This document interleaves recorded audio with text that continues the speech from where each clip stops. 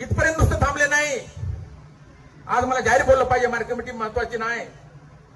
ते म्हणले संजय काळे आणि यांच्या बगल बच्च्यांनी पैसे खाल्ले, म्हणले 7 कोटीचा व्यवहार आहे, 7.5 कोटी आणि 22 कोटी रुपये खाल्ले, 3.5 कोटी ठेवले, आले का दे त्याला दे. आणि डीडीआर महाराष्ट्राचे पण संचालक यशवंतराव चव्हाणांनी फाड खाल्ली. काय म्हणले? फाड खाऊ, फाड खाल्ली.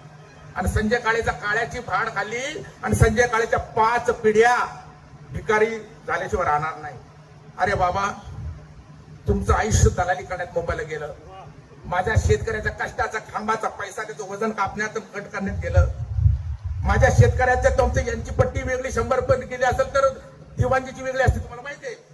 त्याचा तो मार्जिन ठेवून परत दिवाणजीची पट्टी वेगळी आणि पाठवायचं की गाडी वापली राणामेतीचं म्हटल्यावर. पण माल रेग्युलर पाठवा आणि आपल्यालाच माझ्या शेतकऱ्याला 5-50 रुपये तुम्ही पाठवा. पुढच्या वेळी गुजरीची काळजी घेतलंय. यांचं आयुष्य अशात गेलं.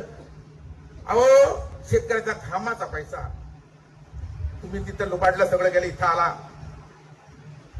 माझ्या 5 पिढ्या भिकारी होतील, काय होतील? सहकार परिषद शिवाजीराव काळे यांचा आशीर्वाद आहे. माझे वकील चांगले होते, तालुक्याला माहिती आहे. कोण किती पाणी ते तालुक्याला माहिती आहे. ह्या गावच्या गोरी बाबी तुम्ही आमदार आले म्हणजे तुम्हाला काही बोलायला दिलं नाही.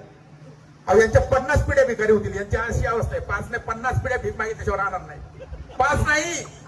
आणि सुदैवाने सांगतो, मी नुसता बसलो ना, खासदार साहेबांना आपल्याला माहिती नुसतं सल्ला घ्यायला.